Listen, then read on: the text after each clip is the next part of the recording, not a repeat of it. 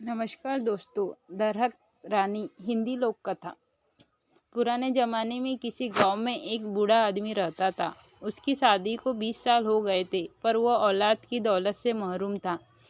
भगवान की कृपा से बूढ़े की औरत का पाँव भारी था। नई नई चीज़ें खाने को उसका जी चाहता था। बूढ़ा भी अपनी बिसात के मुताबिक उसे खाने की चीज़ें लाकर देता था। एक रोज़ बूढ़े की बीवी को खट्टे मीठे बेर खाने की बहुत ख्वाहिश हुई। गर्मी के मौसम में बेर कहाँ मिलते हैं, फिर भी बूढ़ा बेरों की तलाश में जंगलों में भटकता रहा। एक दिन जंगलों में इधर उधर बेर तलाश करते हुए वो एक तालाब के किनारे पहुंचा तो एक बेर की झाड़ी नजर आई। बूढ़े को बहुत खुशी हुई। वो अपने दोनों हाथों से बेर इकट्ठे करने लगा। अभी झोली भर बेर ही तोड़े थे कि एक आदमखोर मगरमच्छ ने अपना बड़ा सा मुंह पानी से ऊपर निकाला और जोर से सांस खींची। उसके सांस लेने से एक जोरदार आंधी चली और बूढ़ा कमजोरी की वजह से अपने को न संभाल पाया और तालाब में आ गिरा। बूढ़ा अपने को संभालते हुए किनारे तक पहुंचना ही चाहता था कि मगरमच्छ ने इसके पाँव ही पकड़ लिए। बूढ़ा उसके कहने लगा, भाई, खट्टे मीठे बेर की तलाश में मेरे पाँव घिस गए और फिर जब बेर मिले तो मेरे रास्ते में तू रोड़ा बनता है। तेरी ये मक्कारी मुझ पर कोई असर नहीं करेगी। बहुत दिनों से इंसान का गोश्त खाने को नहीं मिला। तेरी करारी हड्डियों को चबाने में मुझे बहुत मज़ा आएगा। आज मैं तुझे खाऊंगा। मगरमच्छ ने लार टपकाते हुए कहा। क्यों? मुझे तू क्यों खाएगा? इसीलिए क्योंकि तूने मुझसे बगैर इजाज़त लिए मेरे बेर लिए है। भाई, मैं यह बेर बहुत मजबूरी में ले रहा हूँ। मेरी बीवी की हालत कुछ ऐसी है, मैं और मेरी बीवी अब और ज़्यादा इंतज़ार नहीं कर सकते। बूढ़े की बात सुनकर मगरमच्छ समझ गया और अगर यह बात है तो मैं तुझे नहीं खाऊंगा। तू अपनी राह ले, लेकिन मेरी एक शर्त है। क्या शर्त है? बूढ़े ने पूछा। अगर लड़का होगा तो तेरा और लड़की हुई तो मेरी। मंजूर कहकर वो बेरों की झोली संभालते हुए चल दिया। वो अपने दिलों में सोचने लगा कि मगरमच्छ उसे फिर कहाँ मिलेगा और अगर उसके यहाँ लड़का पैदा हुआ तो फिर तो परेशानी की कोई बात ही नहीं। बूढ़ा अपनी बीवी की आवभगत में कोई कमी नहीं करता था। दिन पर लगाकर उठते रहे और एक दिन बूढ़े के घर एक खूबसूरत और बहुत तंदुरुस्त लड़की पैदा हुई। बच्ची को देखकर उसे मगरमच्छ की बात याद आई तो वो काँप उठा। लड़की का रंग गुलाब के फूल की तरह था। उसकी आंखें हीरो की तरह चमकदार थी।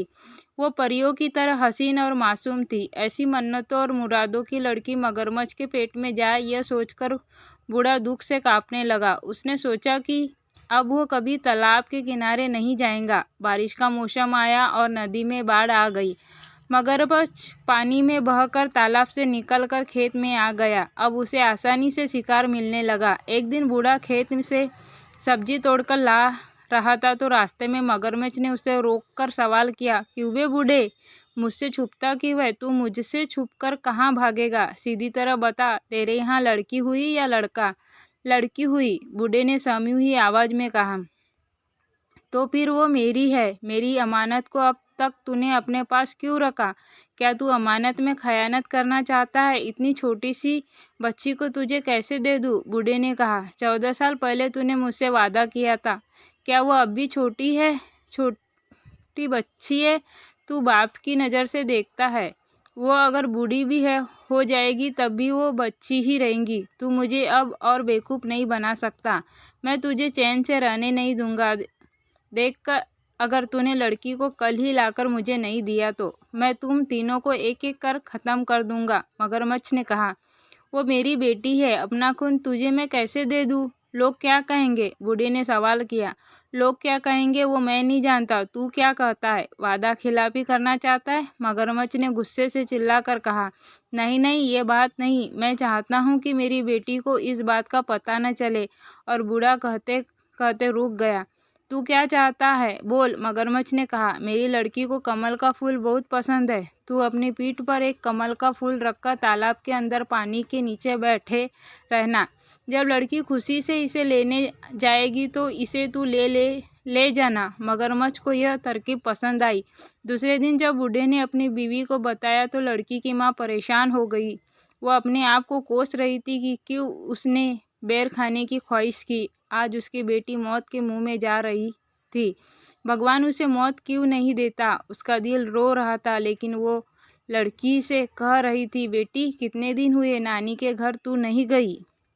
वो तुझे याद कर रही है। तू आज अपने बाप के साथ नानी के घर जाएगी, 2 दिन रहकर वापस आ जाना। बूढ़े की बेटी मगरमच्छ को सामने देखकर घबरा गई और चीखने लगी, लेकिन उसकी चीख जंगल में गूंज कर रह गई। पर उसका बाप वापस नहीं आया। मगरमच्छ उसको अपने बड़े बड़े पंजों में पकड़कर तालाब के दूसरे किनारे एक गुफा के अंदर ले गया और वहां लड़की को छोड़कर वापस आ गया। ननिहाल जाने की बात सुनकर बेटी को खुशी हुई।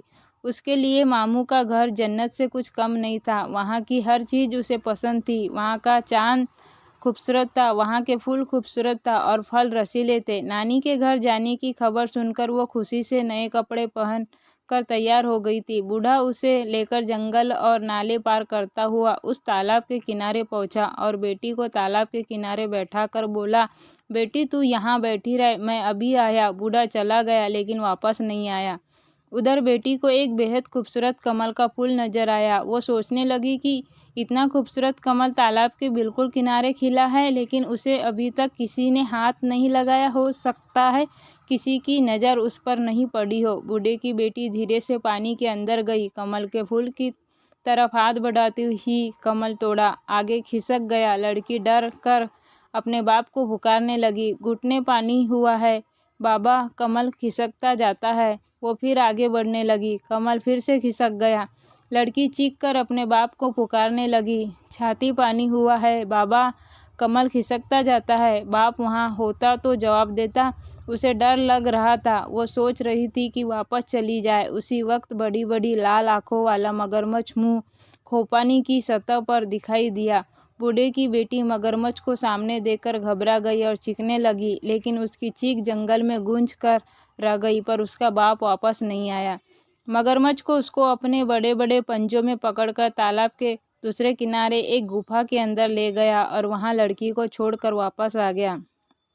लड़की की मासूमियत और खूबसूरती को देखकर उसे खाने का इरादा इस वक्त उसने छोड़ दिया। राहगीर जो तालाब में नहाने या पानी पीने आते थे, उन्हें वो पेट भर कर खाता और उस आदमी के पास खाने का जो सामान होता उसे लाकर उस लड़की को देता।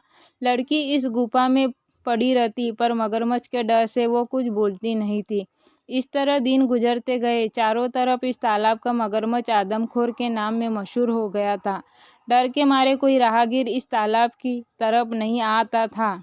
मगरमच्छ भूख से बेकरार होने लगा। उसने तालाब की बड़ी बड़ी मछलियों को खाकर ख़त्म कर दिया। अब वो भूख के मारे मरने लगा। जंगल की गाय बकरी भेड़ भी वो भूख की शिद्दत में खा गया।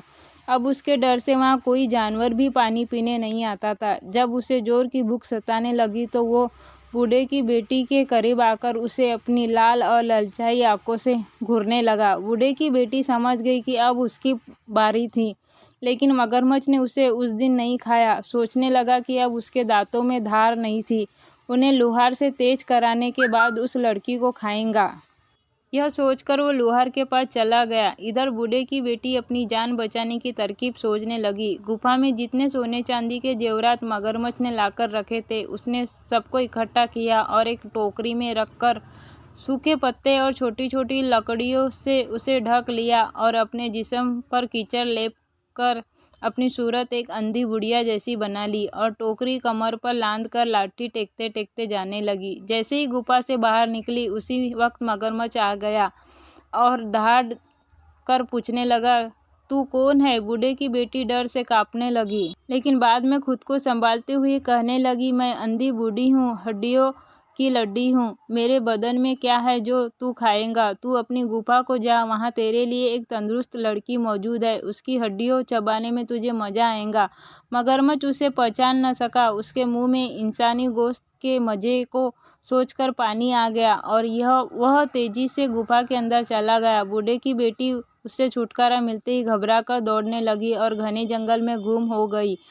वो सोच रही थी कि जिस माँ बाप ने उसे धोखा देकर मगरमच्छ के हवाले कर दिया, वो उनके पास नहीं जाएंगी। वह यही कुछ सोचते हुए घने जंगल में चली जा रही थी कि उसे शेर की गरज सुनाई दी। उसका दिल जोर जोर से धड़कने लगा। वो खौफ के मारे इधर उधर छुपने की जगह ढूंढने लगी। इतनी ही देर में एक हाथी के बराबर ऊंचा और बड़ा शेर उसके सामने आ गया। डर के मारे वो सामने एक बड़े बरगद के दरख्त के तने में चिपट गई और रो रो कर मजबूर दरख्त से दरखाने लगी, हे दरख्त, तू फट जा, मैं तुझ में समा जाऊं और तू बंद हो जा। यह सुनते ही दरख्त सचमुच फट गया और उसके अंदर चली गई और दरख्त बंद हो गया। एक दिन एक राजकुमार शिकार करने के लिए उसी जंगल में आया। वो दातून के लिए एक काटने लगा कि उसके कानों में एक आवाज़ आई, राजकुमार धीरे काट, कहीं मेरी आँख फूट न जाए, मेरी नाक काट न जाए, मेरे हाथ टूट न जाए। यही सुरीली आवाज़ सुनकर राजकुमार को हैरत हुई और वो दातून लिए बगैर राजमहल वापस चला आया। वो रात भर उसी जादुई दरख्त के बारे में सोचता रहा। राजमहल में राजकुमार की शादी की तैयारी हो रही थी।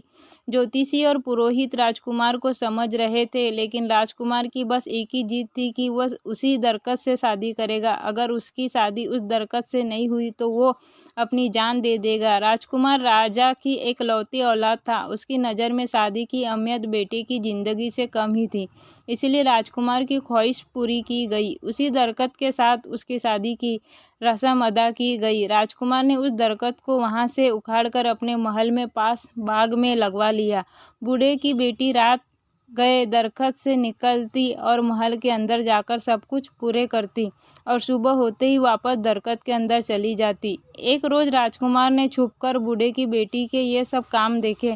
दूसरे दिन जब बूढ़े की बेटी दरख्त से निकलकर महल के अंदर गई तो राजकुमार ने उस दरख्त को आग लगाकर भस्म कर दिया। बूढ़े की बेटी दौड़ती हुई आई और बोली, आह, तुमने यह क्या किया?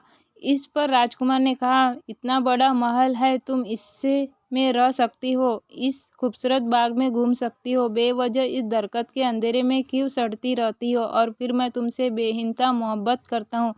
मैंने तुम्हें अपनी रानी बना लिया हूँ। मैं तुम्हारे बिना नहीं जी सकूँगा। लड़की तो सिर्फ मोहब्बत की भूखी थी। लड़की को लगा कि जैसे सारे जहाँ की खुशी उसे मिल गई हो। उस दिन के बाद दोनों राजमहल में हंसी खुशी रहने